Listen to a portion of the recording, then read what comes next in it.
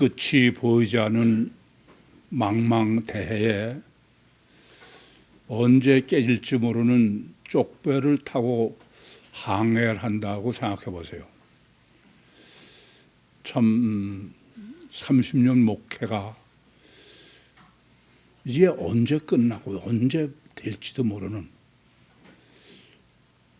그런 항해를 해온 걸 되돌아보면 참 끔찍하기도 하고, 또 한쪽으로 감사한 것은 아무도 볼 데가 없어서 하나님만 보게 하신 그 은혜에 또 한번 놀라기도 합니다. 기독교는 오직 성경, 오직 예수, 오직 믿음이에요. 마틴 루터의 종교개혁의 주제입니다. 이 말만 들으면 기독교는 영락없는 보험서 신학으로 준비된 기독교래야 맞아요. 그렇지 않습니까? 그런데 보험서 신학으로 정립한 것이 전혀 없을 것은 물론이거니와 보험서 신학으로 전혀 정립되지 않았으면서도 자기들은 보험서 신학을 확신하고 있는 거예요. 그러니 보험서 신학으로 정립하는 게 불가능하죠. 정전지 모르고 있어야 정립할 거 아니겠습니까? 2000년도 기독교 하국 침례에서 제가 이단으로 자청한 근본적 이유는 사실 이것에 있습니다. 그전에도 동료 목사가 왜 최 목사님은 자꾸 이단 소리를 들으냐? 왜 그러셔? 그래서 제가 여러분들은 서신서 신학으로 정립되어 있지만 저는 복음서 신학으로 정립해서 그렇습니다. 그분이 막 화를 내는 거예요. 아니 복음서 신학으로 정립 안 한 사람이 어디 있냐 이게. 왜 당신만 무슨 유별나게 정립한 것처럼 그러냐. 참 정말 힘들더라고요. 이게 제가 이단되지 않도록 동분서주 뛰던 동료 목사들하고 내일이면 이제 제가 한마디 사과로 끝내기로 합의를 본 전날 밤 동료들끼리 얘기를 하는 걸 들으니까 할 수 없다. 나는 떠나야 되겠다. 복음서 신학이 전혀 없는 기독교예요.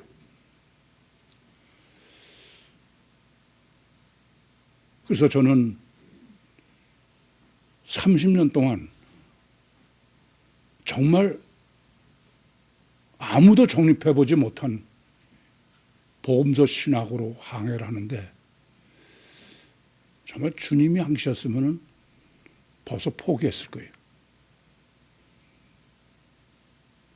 너만 잘났냐? 왜 너만 옳다고 그러냐? 듣도 보도 생각도 못했다.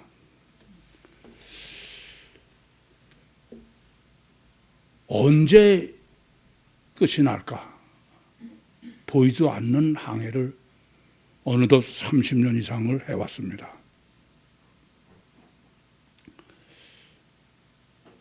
어떻게 2000년 기독교는 복음서가 없는 게 아니에요. 복음서가 뻔히 있지 않습니까? 그야말로 눈뜬 소경이야. 저 사람들이 눈뜬 소경인지 내가 뭐가 좀 잘못된 눈을 가지고 있는지 갈등도 많이 하고 고민도 많이 하고 정말 기도도 많이 했어요. 궁극적으로는 하나님은 사람은 보지 마라. 정말 주님만 보는 것이 아니었더라면 30년을 버텨올 수가 없어요.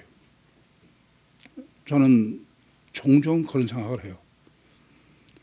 이 항해는 언제나 끝날까? 끝나기 전에 이 쪽배는 부서지진 않을까? 제가 무슨 대단한 사람입니까? 감사하게도 주님께서 오늘까지 저를, 구유 복음을, 구유 교회를 지켜주셨어요.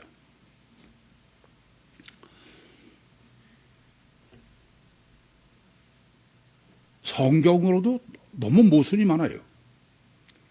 특별히 이제 오늘 우리가 마감하게 되는 사도행전 21장부터 26장, 이 정립은 굉장히 중요하고 사실 가능한 게 아니에요. 이게 해석이 그렇게 가능한 부분이 아닙니다.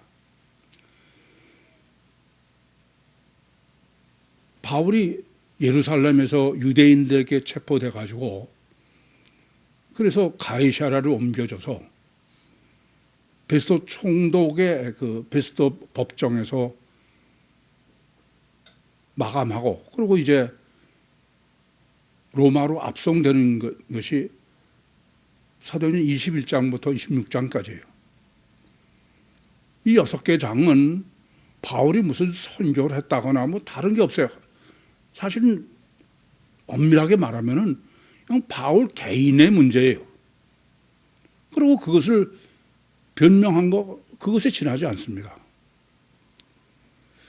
그런데 제가 힘들었던 것은, 아니 꼭 뭐와 같으냐면은 겟세마네 동산에서 유대인들에게 예수님이 체포돼 가지고, 그리고 빌라도 법정에서 결국 십자가 사형 선고를 받은 거예요. 그거와 완전히 구성이 완전히 같아.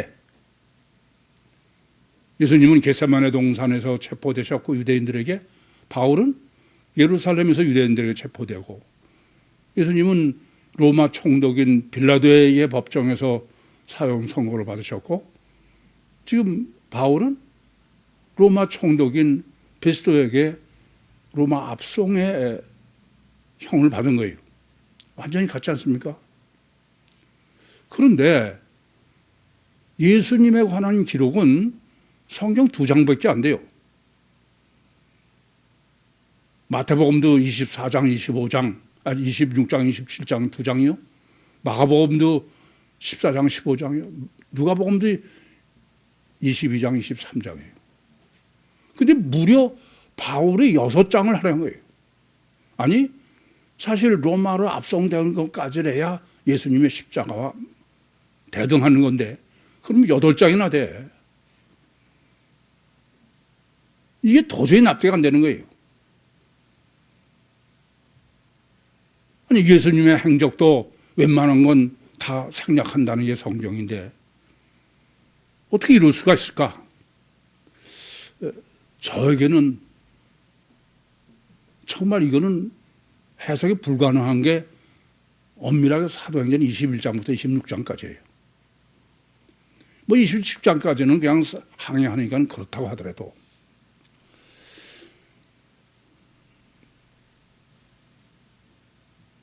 왜 그러셨을까? 왜 하나님은 이렇게 설정하셨을까? 우선은 사도행전을 이렇게 정립함에 있어서 21장부터 26장까지 우선 절대가 어떤 거냐면 성경은 하나님의 맞습니다.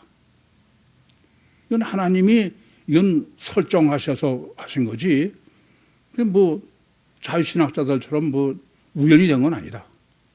그 전제가 있어야 돼요. 성경에 대한 실제적 믿음. 두 번째는 이건 하나님이, 주님이 하신 것이지 인간이 기록한 게 아니다. 자유신학적으로는 전혀 불가능한 거예요. 이 믿음이 절대로 흔들리면 안 돼요. 그래서 제가 결국 깨달은 것은, 하나님의 입장에서는 바울 서신이 실제여야 돼. 헬라어 복음서가 실제해서는 안 된다는 겁니다. 인간은 아담 후손은 육체 후손이나 가식 결과가 절대이기 때문에 어느 것이 양이 더 많으냐, 거기가 집중하게 돼 있어요. 그래서 교회도 뭐 얼마나 부흥했느냐, 그게 절대 기준인 것처럼 아담후서는 헬라어 복음서보다 바울 서신에 더 집중하도록 하나님은 설정해 놓으셨다. 그러니까 아담후서의 입장에서는 바울 서신이 실제고 헬라어 복음서는 관념이 되도록, 그게 하나님의 설정이다. 어떻게 그렇게 해석할 수 있었느냐? 아니, 실제 복음서와 바울 서신도 그래요. 바울 서신하고 복음서는 거의 100장씩이에요. 복음서 네 복음서를 다 합하면은 약 100장가량 돼. 또 바울 서신도 다 합해놓으면 약 100장가량 돼요. 근데 그 네 복음서지, 한 복음서로 하면은 바울 서신이 엄청 많은 거예요. 그래서 제가 기독교는 하나님의 뜻이 바울교이지 예수교에서는 안 된다. 그래서 어떻게 확정할 수 있었느냐? 참 너무 놀라고도 감사한 것은 사도행전 21장을 지난해 9월 달에 정립을 시작했는데, 그 정립하기 전에 창세기 49장 16부터 18절을 계시해 주신 거예요. 창세기 49장 16절부터 18절을 계시하지 않았으면 이건 전혀 저로서는 해석이 불가능한 거예요. 근데 하나님은, 주님은 복음서를 해석하면 안 되는 거예요. 그게 창세기 49장에. 그러고서 이방인이 복음서를 해석하고 정립할 때까지 보존해 가야 돼. 그게 바울 서신이에요. 그러니까 그때까지는 바울 서신이 실제고 복음서가 관념이지 복음서를 해석하면 안 된다. 창세기 49장 16절 18절은 틀림없이 복음서를 해석하면 안 되는 거예요. 그래 안 그래요?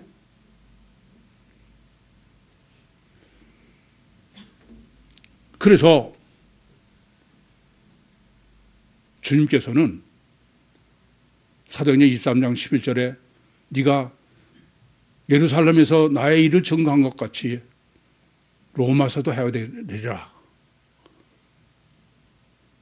그 로마에서 해야 되리라는 로마 압송의 신학이 창세기 49장 16절부터 18절에 계시해 주지 않았으면 그건 해석이 전혀 불가능하다. 정말 주님만 바라본 덕을 봤다. 그렇게 감사하고 있어요. 오늘 본문이 중요한 것은, 본문은 물론 사도행전 전체에도 결론에 가깝습니다만은 21장, 사도행전 21장부터 26장까지 바울의 지금 로마 압송을 위한 바울 자신 개인의 재판받고 이런 결론이 본문이야. 그렇기 때문에 본문은 보통 중요한 게 아니죠. 특별히 우리 구유교회에 있어서는 이건 보통 중요한 데가 아니에요. 그런데 석 절밖에 안 돼. 단문이에요. 단문의 신학은 뭐 한 단락이 뭐 두 절 석 절이면 벌써 우린 긴장하죠. 당연히 어렵습니다. 난해해요. 한자도 그냥 소홀히 해서는 안 돼. 그리고 이건 신학 정립이다. 이런 전제로 본문을 정립하셔야.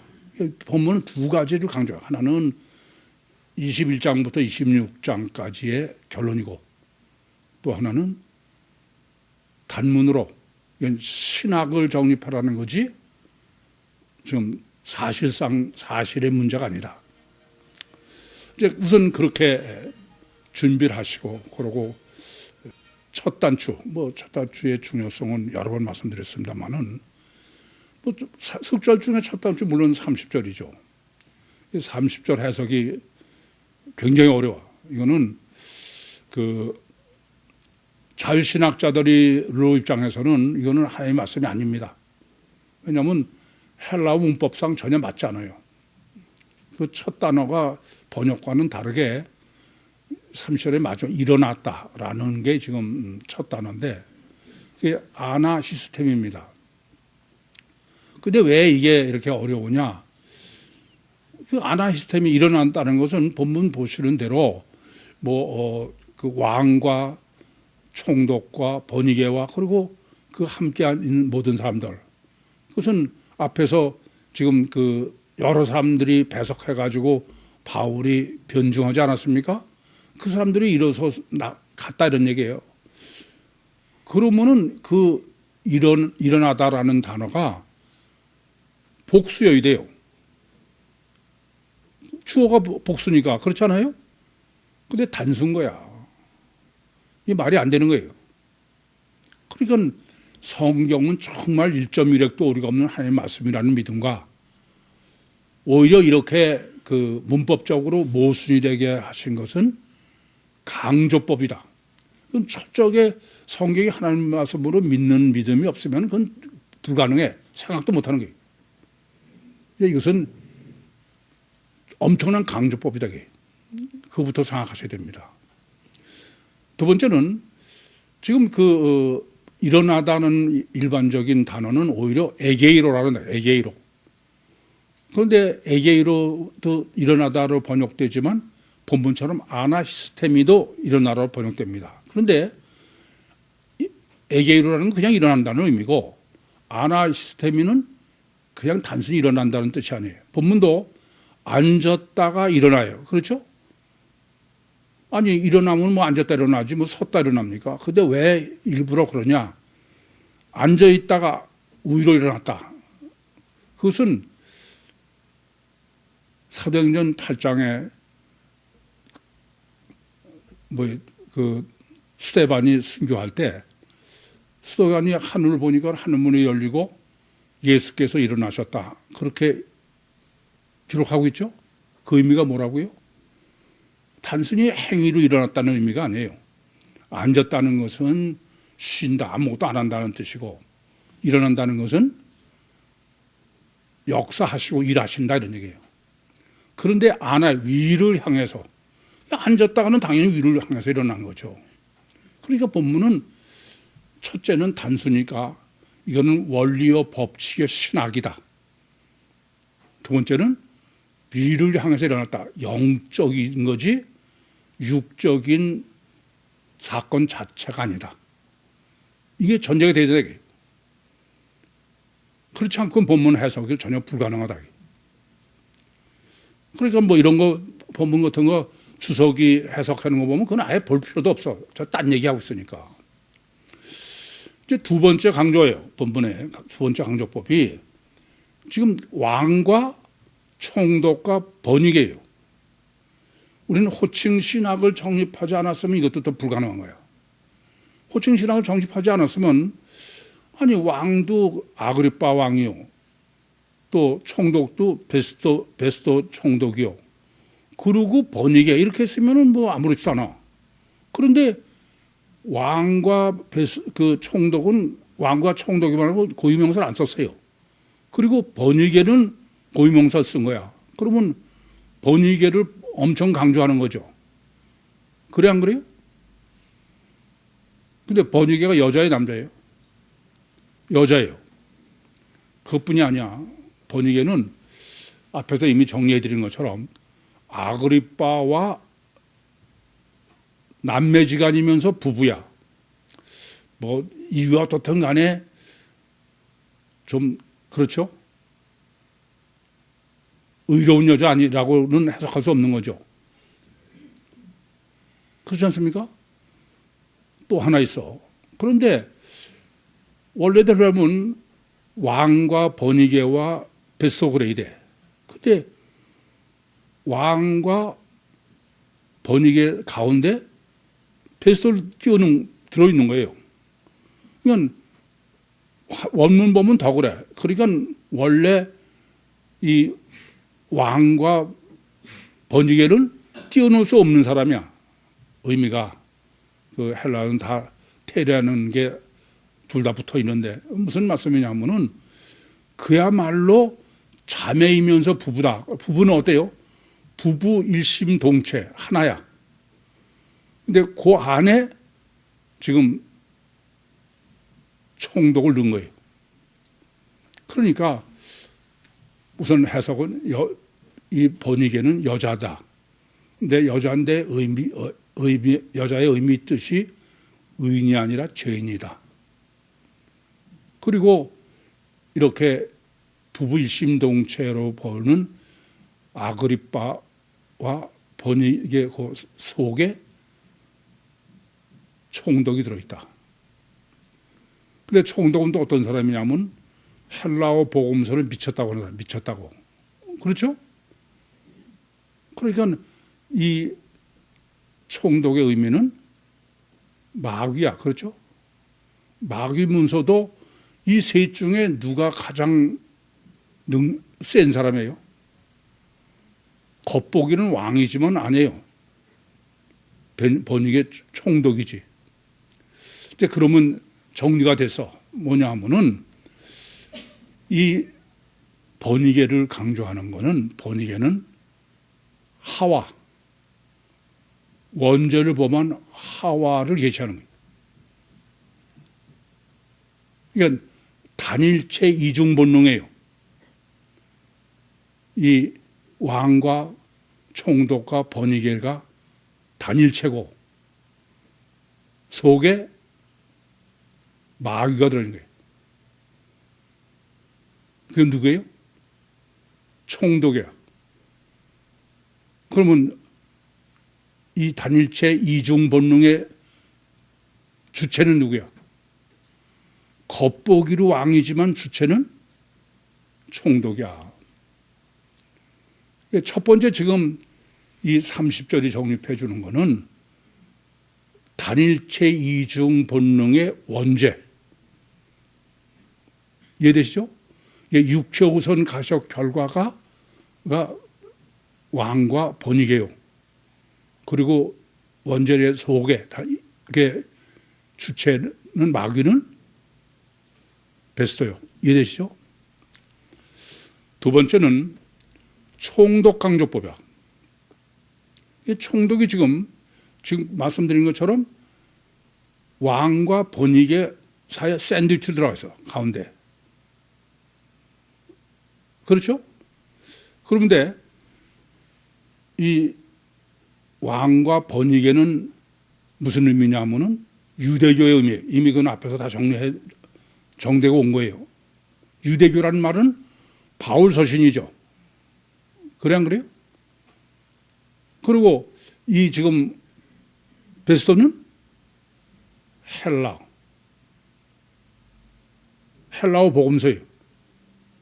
근데 그 헬라어 복음서를 지금 속에 들어있는 거야. 파묻어 있는 거야. 무슨 말이냐면은 총독 샌드위치는 바울 서신은 겉보기는 바울 서신이에요. 그런데 목적은 주체는 이해돼요? 귀신 들린 취급되는 헬라어 복음이야. 그러니까 여전히 바울 서신도 어떤 구성이냐면 단일체 이중본능이야. 이해되십니까? 이것이 정확하게 정립돼야 본문 그 부분을 해석할 수 있어. 잠깐 다시 정리해드리면 번익의 강조법은 단일체 이중본능의 원죄요. 주체는 마귀다. 두 번째는 총독 강조법은 단일체 이중 본능의 바울 서신이다. 그리고 주체는 속에 들어있는 목적은 헬라어 복음서인데 그것을 총독으로 한 것은 사람들이 무시하게. 이해되시죠? 이제 그러고선 31절과 32절을 정리해야 돼. 30절이 정확하게 정립돼야 31절과 32절을 해석할 수 있습니다. 그 31절은 물러갔다고 번역되어 있는데 그 앉았다가 물러갔다 이게요. 근데 이거 물러갔다고 번역된 것도 아나코라레오라는 단어인데 이것도 아나의 또 위로입니다. 이게 뭐 강의 시간에 말씀드릴 거고 무슨 말이냐면 이 31절과 32절도 영적이요 신학적이지 실제 사건 자체로 해석하면 안 된다. 그런 거예요.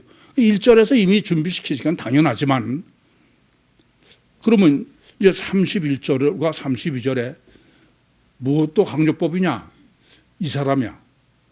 31절도 이 사람, 32절도 이 사람이에요.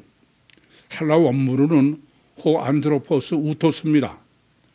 그런데 우리나라 말로 이 사람으로 돼 있지만 헬라 원문으로 보면 사실은 헬라 원문대로 번역을 하려면 이 사람 그러면 안 돼.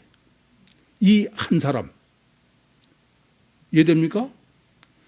그러면 이 한 사람이 누구냐? 이게 문제인 거야. 30절과 31절에. 이 31절과 32절에 이 한 사람을 설정하느라고 30절에 강조법을 쓴 거예요. 그럼 30절을 전제로 이 한 사람은 누구냐? 제일 먼저는 어쨌든 바울 자신이 단일체 이중 본능이에요. 그래 안 그래요? 바울도 아담 후손이죠. 또 유대인이나 로마 사람은 총독도 전부 단일체 이중 본능에 이 한 사람에 해당돼. 이게 아까도 단수로 쓰는 이유를 말씀드렸죠? 하나 더 있어요. 이 한 사람은 바울 서신이야. 바울 서신도 어떻게 설정됐어요? 단일체 이중 본능으로. 이해되십니까? 그래야 31절과 32절을 바로 해석할 수 있다. 그런 말씀입니다. 그러면 우선 31절은 이 사람은 결박을 하거나 뭐 사형을 하거나 결박할 일을 하지 않았다 이겁니다. 그 말은 무슨 말이냐면은 단일체 이중 본능의 원제 아담 후손인 유대인들, 이방인들의 입장에서 단일체 이중 본능이 바울이나 단일체 이중 본능의 바울 서신, 그것은 죽이거나 결박할 게 아니야. 가장 자기들다워. 그래 안 그래요? 무슨 말씀이냐 하면은 단일체 이중 본능으로 하나님이 바울 서신을 설정해 놓으신 것은 아담 후손인 단일체 이중 본능에다가는 완전한 맞춤이에요. 완전한. 전혀 그에 대해서 시비를 걸 수가, 이게 뭐가 잘못됐다 그럴 수 없도록 그렇게 설정해 놓으셨다. 그게 뭐냐면 이 사람의 행한 것, 바울 자신이나 바울 서신은 단일체 이중 본능으로 설정해 놨으니까 단일체 이중 본능한테는 궁합이 완전히 맞는 거예요. 이해되죠? 그러니까 바울 서신은 아담 후손에게 완전한 맞춤형으로 설정해 놓으셨다. 이해되죠? 그게 31절이야. 근데 32절에 또 이 사람이야. 호 안드로포스 우토스입니다. 이것도 이 한 사람이죠. 그럼 32절에도 마찬가지로 단일체 이중 본능의 유대인이나 총독이나 모든 사람들에게 있어서의 단일체 이중 본능의 바울 서신은 결박하거나, 아시겠어요? 그럴 수 없다 이게요. 그건 완전 자유. 만약에 가이사에게 호소하지 않았으면 놓을 수밖에 없다. 그 원문적으로는 놓지 않을 수가 없다. 불가능하다. 자유해야 된다. 자유를 줄 수밖에 없지 뭐 결박해서 보낼 수가 없다. 그러니까 이런 얘기예요. 지금 바울 서신은 완전히 이방인에게 단일체 이중 본능인 아담 후손에게 맞춤형으로 설정했기 때문에 단일체 이중 본능의 아담 후손으로서는 바울 서신은 마음대로 자유지 결박해서 보낼 수가 없다고 해요. 그런데 결국 바울 서신으로 대표되는 바울이 지금 로마로 압송되잖아요. 실제로는 그래 안 그래요? 어떻게 그러면 그게 가능하냐? 그게 본문이야. 사도행전 23장 11절에 네가 예루살렘에서 나에 대해서 증거한 것 같이 로마에서 증거해야 되리라. 그러면은 왜 꼭 결박해서 가야 돼? 그런데 본문은 결박하지 않고 보낼 수밖에 없는데, 그런데 지금 결박할 수밖에 또 없는 거예요. 왜 그래요? 그건 주님이 설정했다. 주님이 설정해서 그런 거지 이치적으로 해서 된 게 아니야. 이해돼요? 합리적이 아니다 이겁니다. 전혀.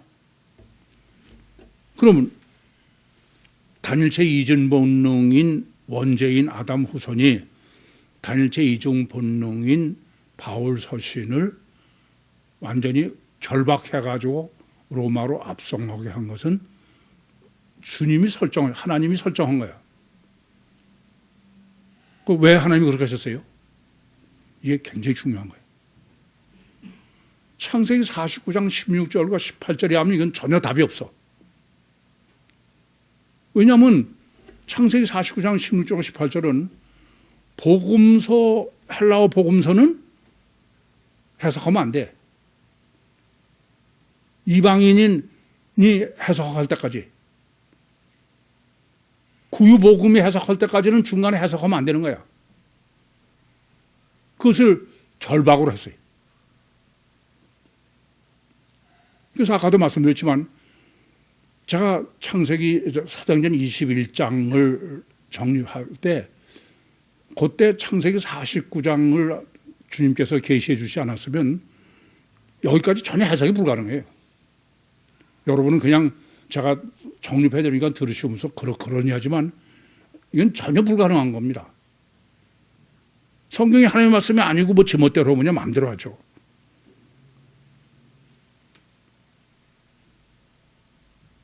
그래서 본문은 지금 사도행전 21장부터 26장까지의 결론이 뭐냐면은 창세기 49장 16절과 18절이 절대로 그것 때문이다. 필연이.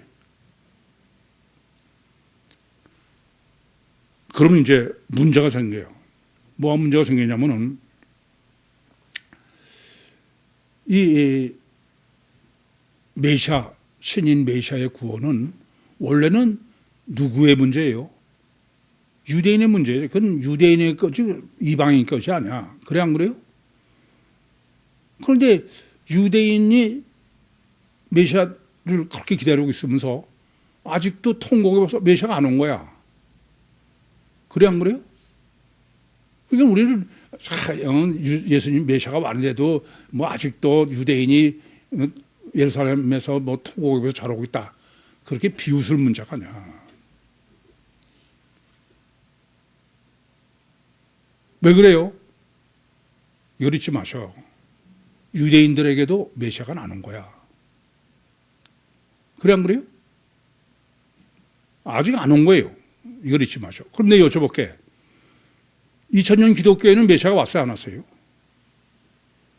안 온 거야. 이걸 아셔야 돼. 그러니까 2000년 기독교에는 예수님은 없어요. 왜 그래요? 하나님이 그렇게 설정하셨어. 그게 창세기 49장 16절과 18절이야.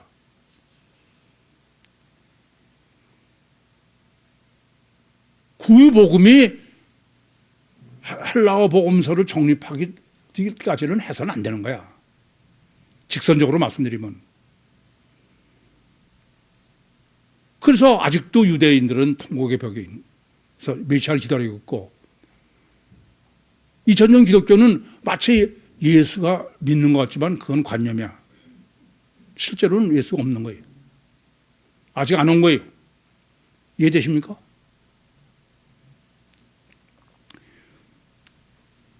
왜냐? 유대인의 메시아 대망을 창세기 49장의 논리는 유대인이 아니라 이방인이 정립하라게 해요. 그게 하나님의 설정이야. 그래 안 그래요? 이것을 명확하게 정립하시기 전에는 그건 절대로 구유복음을 증거할 수 없어. 이것은 그야말로 천지가 세상이 뒤집어지는 일이야. 제가 몇 번씩 말씀드려서 전 창세기 49장 보고 너무 놀랐다. 따라서 창세기 49장을 정립함에 있어서는 유대인의 메시아 대망의 신학부터 정립해야 돼. 왜냐하면 메시아 구원은 누구 거예요? 유대인 거지 이방인 게 아니야. 아니 창세기 49장에서도 다는 이스라엘의 한 지파같이, 그 말은 뭐냐 하면은 메시아 구원은 이스라엘의 문제지 이방인 문제가 아닌데 이방인이 정립하라는 거지. 이게 거지 이방인을 위한 메시아가 아니야. 따라서 우선 첫째, 유대인의 메시아 대망의 메시아를 기다리는 건 뭐예요? 메시아 구원을 기다리는 거지 뭐 메시아 괜히 기다립니까? 근데 메시아를 기다리는 유대인의 메시아 대망상의 첫 번째 정립할 문제는 유대인들은 성경이 절대예요. 그래 안 그래요? 이건 항상 잊지 마셔야 돼. 그러니까 유대인들이 메시아를 기다리는 것은 첫째는 하나님이 약속을 하셔서 내가 메시아로 너희를 구원하겠다. 그리고 약속대로 예레미야서 31장 31절부터 34절에 계신 것처럼 성경이 계시를 했어.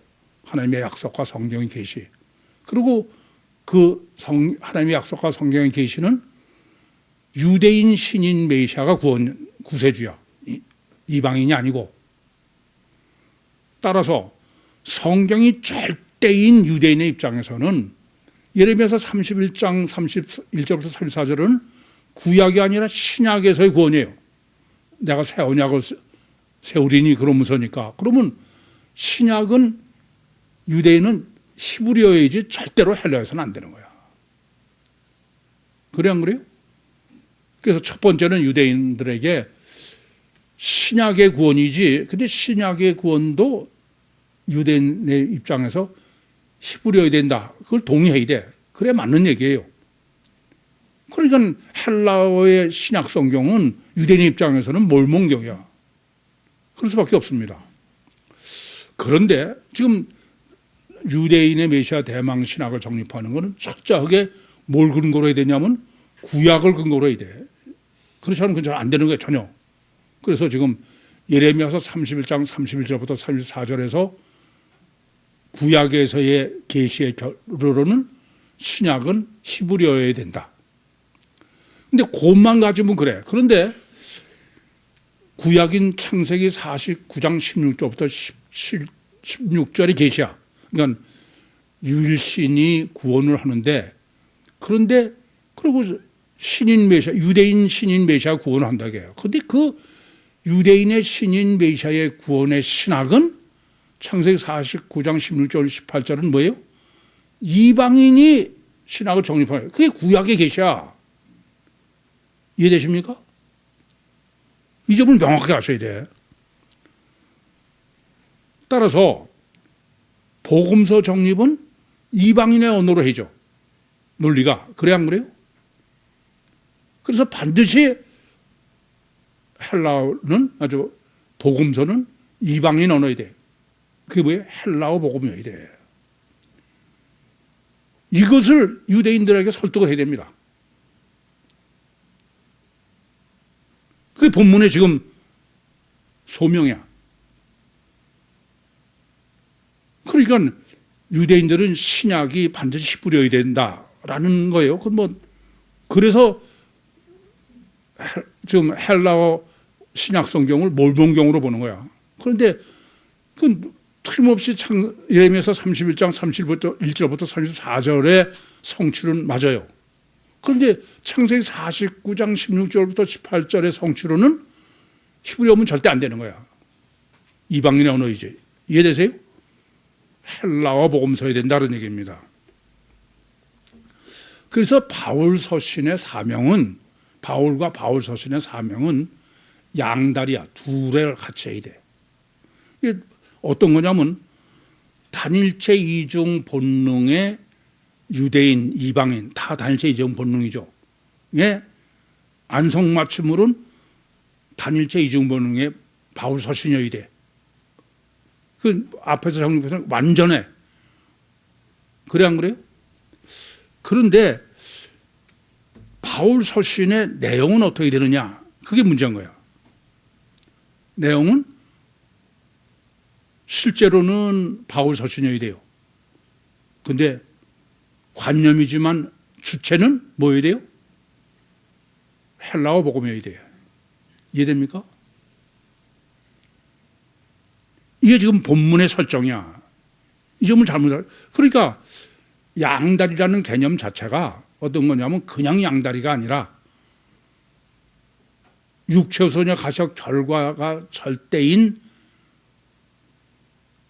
바울 서신은 그것은 단일체 이중 본능의 겉에이고 보이지 않는 속에가 주체를 지금 그 이방인으로서는 귀신 들렸다고 그러는 헬라어 복음서는 왜 귀신 들린 거로 해? 미친 거로? 그건 해석을 못하도록 해놓으신 거야. 이해되시죠? 그게 주체로 이중해야 된다고 해요. 그게 주님의 설정이다. 그걸 제가 뭐라고 그러자면 바울교는 실제고 예수교는 관념이야. 그래서 꼭 예수교 같은데 실제로는 바울교 아니에요. 이해되시죠? 무슨 말씀인지? 따라서 이제 뭘 정립해야 되냐. 하나님께서 왜 이렇게 하셨느냐. 그게 근본의 본문의 목적이죠. 첫째는 선교 때문에 그래요. 생각해 보세요. 단일체 이중본능의 바울 서신은 어떠냐면은 바울 서신은 실제고 헬라어 복음은 관념이야. 아시겠어요? 그러면 단일체 이중본능의 아담 후손에게서는 헬라어 복음이 실제여서는 그건 절대로 그건 미친 짓이건 안 돼. 받아들일 수가 없어. 그래서 그게 그 베스토가 미쳤다고 해석한 거 아닙니까? 그러므로 2000년 기독교는 하나님의 의도대로 바울 서신이 실제야. 그렇다고 복음서가 없어요? 있어요. 그런데 그거는 관념이야. 저는 세미나 인도하면서 지금은 이제 정립했지만 너무 많이 놀랐어요. 아니 여러분 생각해봐. 다들 오직 성경, 오직 예수, 오직 믿음이야. 그러면 누가 봐도 복음서가 절대 아닙니까? 근데 실제로 세미나 하면서 특별히 목사나 무슨 선교사 이런 사람들이 더해. 야, 그 최영삼 목사 골치 아프고 이상한 사람이다. 아니 예수 피만 믿으면 되는데 뭘 예수를 알라고 그러냐 이게야. 골치 아프다 이게. 영락없는 얘기죠. 이해되십니까? 이것은 주님이 바울 서신이 실제가 되도록 설정하셨어. 왜요? 헬라어 복음서는 해석하면 안 돼. 해석할 수 없어. 그건 불가능해. 그럼 바울 서신의 구원, 아니 메시아가 온 목적은 구원이 목적 아니에요. 지난번에 했지만 바울 서신에는 구원이 없어. 왜 구원이 없느냐야. 이게 오늘 보면 중요한 거죠. 왜 구원이 없느냐 하면은 방금 말씀드린 대로 바울 서신은 단일체 이중 본능이야. 단일체 이중 본능은 뭐냐면 실제는 바울 서신이고 헬라어 복음은 관념이야. 그러면 실제가 바울 서신이면은 헬라어 복음에서밖에 정립할 수 없는 신인 메시아의 구원론은 있어요, 없어요? 그건 불가능한 거야. 그게 없는 거예요. 그러니까 우리가 그냥 여러분이 막연하게 제가 서신서, 바울 서신에는 구원론이 없다.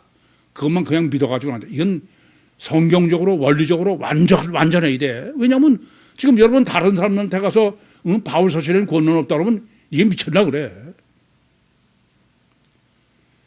왜냐? 성육신하신 신메시아의 구원론은 복음서에는 절대 정립할 수 없어. 왜 그러냐? 마태복음 10장, 15장 24절에 예수님께서 나는 이스라엘 집에 잃어버린 양 외에는 보내심을 받지 않았다고 해요. 그러니까 이스라엘 집에 잃어버린 양, 복음, 헬라어 복음서에만 구원론이 있는 거지 그 외에는 보내심을 전혀, 만약에 바울 서신에서도 구원론이 있다 그러면 마태복음 5장 24절은 안 맞아. 그래 안 그래요?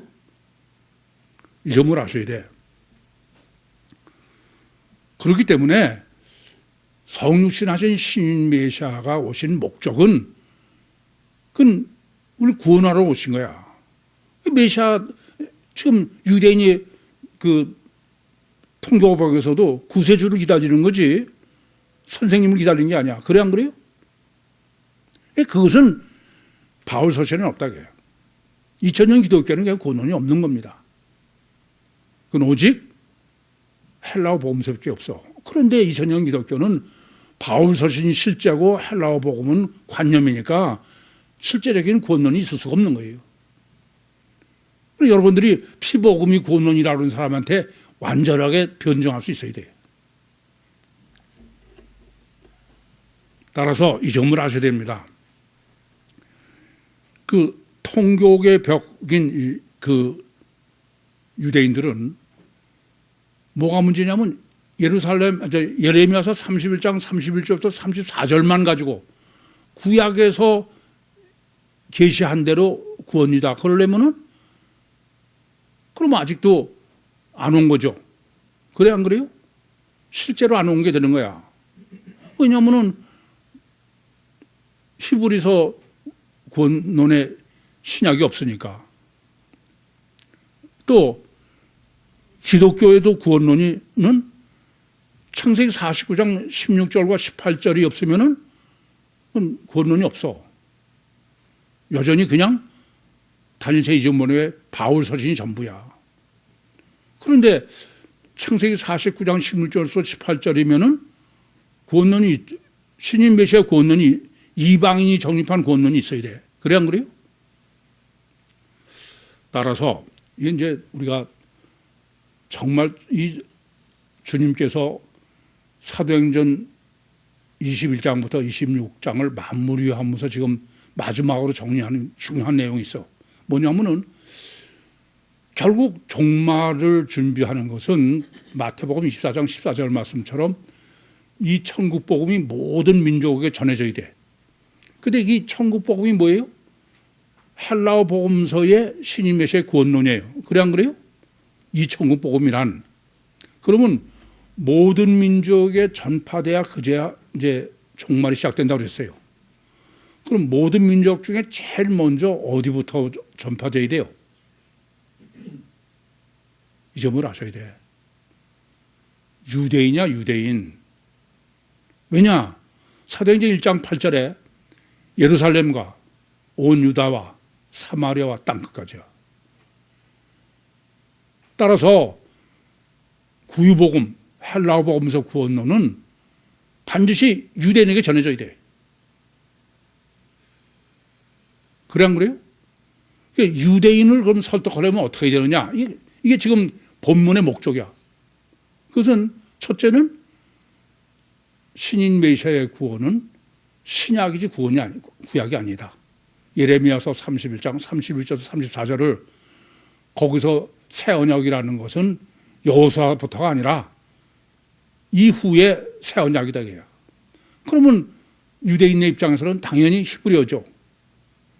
이 새 언약이, 그러니까 신약이 히브리어여야 돼. 그런데 두 번째는 창세기 49장을 설득해야 돼. 아니 성경이라면 뭐 목숨을 거는 유대인들이니까 얼마든지 그는 논쟁을 해서도 그건 할 수 있어요. 아니 창세기 49장 16절부터 18절은 유대인의 메시아 대망의 신학은 이방인이 성립하라고 돼 있지 않냐 이거야. 그러면 창세기 49장 16절부터 18절의 신약은 헬라어이지 이방인의 언어이지 히브리 언어가 아니어서는 안 돼. 따라서 유대인이 구유복음을 긍정하고 받아들이려면은 구약에서 유대인들이 승복하고 인정해야 돼. 그래서 하나님이 미리 준비시켜 놓으신 게 뭐냐? 공룡인 거야. 공룡 논문인 거예요. 지금 공룡 논문은 가능한다는 다 3, 4강 지금 보내고 있어요. 단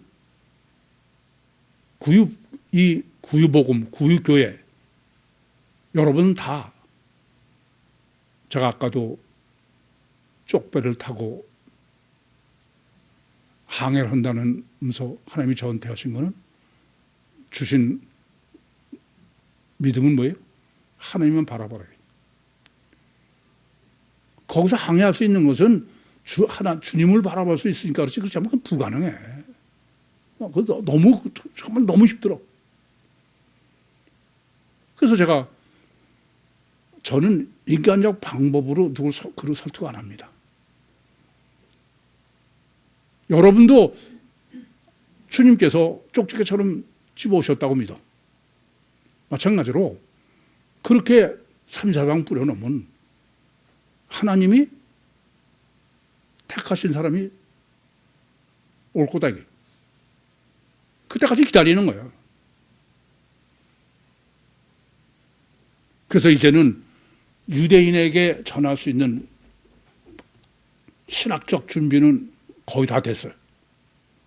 예레미야서 31장에서 신약과 창세기 49장에서 헬라어와 복음과 그리고 공룡으로서 실제적인 구약에서 유대인을 승복시킬 수 있도록 준비되셨다. 그래서 이제 26장 끝으로 외다리 헬라어 복음서를 정립해야죠, 당연히. 왜 지금은 이제 외다리 헬라어 복음서를 정립하는 게 절대인 시점에 온 거야. 그것은 왜 그러냐? 그 헬라어 복음서를 정립하되 뭐로 정립해라? 창세기 49장 16절에서 18절로 정립하라. 49장으로 하면 제일 먼저는 육체우선 이중체 신학을 정립하라. 왜 말급을 물어 떨어뜨리는데 그것을 제가 이중체 신학으로 정립해 드렸죠. 그러니까 지금은 이중체 신학을 정립하는 게 절대인 시대다. 이 점을 아셔야 돼요. 지금 전 세계에 정치, 경제, 사회, 문화, 교육, 의학, 과학 이건 전부 단일체로 돼 있어. 미쳤어 완전히. 이중체로 완전히 바꿔야 돼. 그건 진리가 아니야. 그래서 제가 여러분에게도 영성 세미나의 가장 중요한 거는 단일체의 가치관이 이중체로 뒤집어져야 돼. 그럼 아무리 그 교회 몇십 년 나와도 아직도 단일체의 가치관을 가지고 있는 건 그건 아니야. 근데 이거는 천지개벽이야. 왜요? 아니, 전 세계가 다 단일체인데?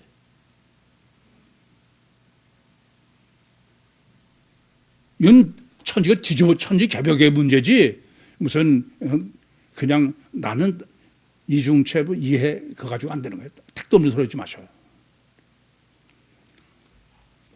종말을 준비하는데 첫 번째야. 두 번째는 첩경의 독살이로다. 원죄신하고 정리, 원죄.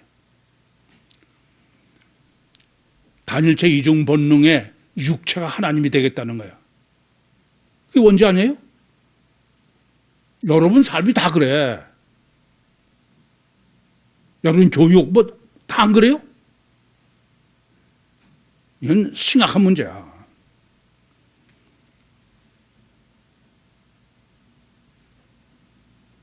의는 하나도 없다.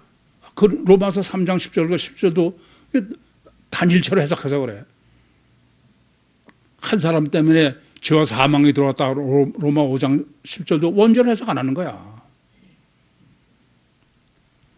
이건 가장 심각한 문제는 지난주에도 말씀드렸지만 고착이에요. 고착. 이게 얼마나 무서우냐. 현재 내가 불행해. 이게 불행에 고착되어 있으면은 뒤집어져 가지고선 행복하려는 모험을 안 해. 인간이 고착이 이렇게 무서워. 그게 모세 오경이 증거하는 거야. 늘 노예인 애굽이 그려서 못 가는 신세가 인간이야. 여러분, 이건 참 심각한 문제예요. 더 문제가 되는 게 단일체 고착을 하면은 여러분 보기에는 다 선하고 이로울 것 같죠? 천만에. 자폐야, 자폐. 여러분, 당부드립니다. 제발 완전하러 들지 마. 제발 잘하러 들지 마. 내가 아주 참 잘하겠다. 그건 인본이지 아니야. 하나님을 신뢰는 그렇지 않습니다.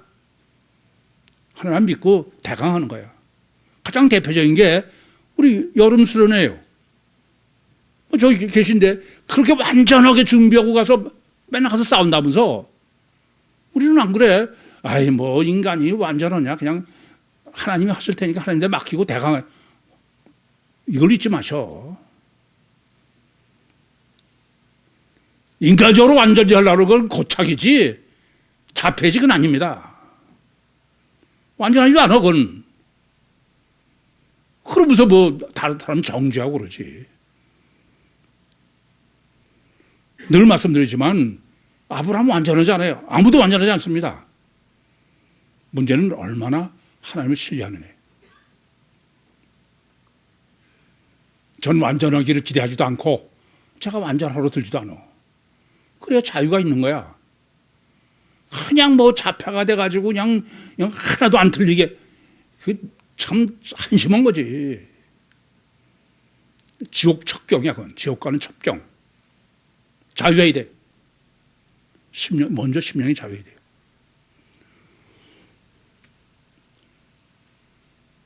그것은 오직 헬라어 복음서로 정립하고 구원받아야 돼.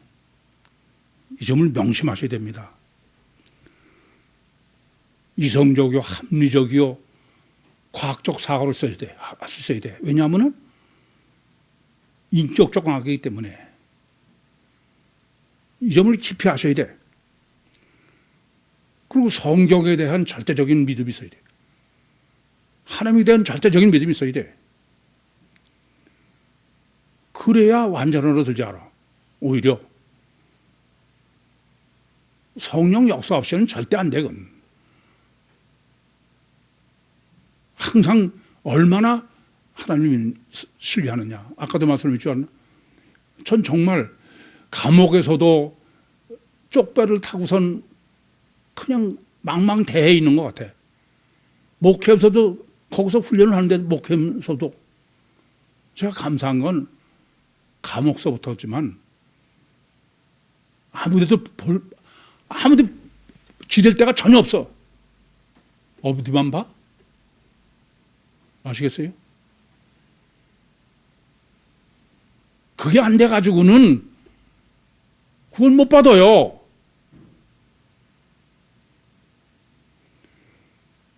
그래서 위대한 사람이 되라. 사람 중에 가장 위대한 것을 뭐라 그러냐? 왕인가 왕. 아시겠어요? 그러니까 메시아라는 게 대제사장이요, 선지자요, 왕인데도 메시아를 대표로 한 게 다윗 왕이죠. 왕이라는 의미는 가장 위대한 존재라는 거야. 근데 예수님은 뭐라고 그래요? 왕 중 왕이야. 위대한 중에 더 이상. 그러니까 하나님을 빼놓고 위대한 건 아무도 없어. 근데 주님은 늘 이렇게 말씀하셔. 너희가 나와 함께 왕 노릇한다 이거예요. 예수 믿는 거는 왕이 되는 거예요. 이걸 잊지 마셔. 그 왕은 나를 포기할 때만 가능해. 왜? 원죄이기 때문에. 원죄는 내가 이를 악물고 왕이 되려고 그러는 거야. 그게 네가 선악과를 먹으면 하나님 같이 된다는 거 아니에요? 그게 종교고 그게 단일체의 문제야. 그걸 먼저 포기해야 돼.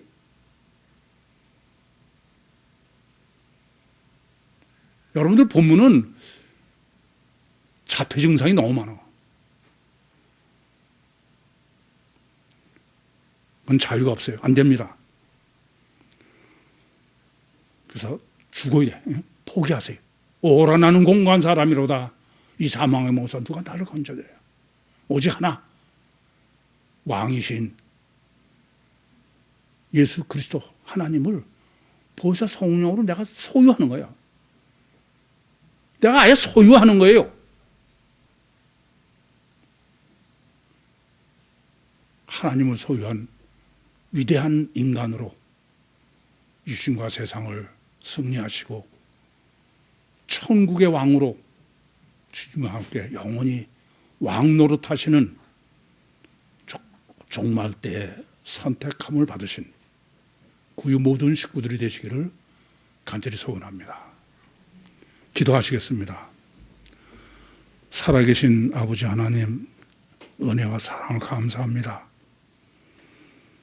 여기까지 인도하시고 여기까지 말씀하신 주님, 이제 오직 실제적인 믿음으로 아담 후손의 마귀의 육신의 왕을 내려놓게 하시고 오직 만왕의 왕이신 주님을 보혜사 성령으로 소유해서 만왕의 왕으로 육신과 세상을 승리하고 천국의 왕으로 영광을 누리게 해 주시옵소서. 예수님의 이름으로 기도하옵나이다. 아멘.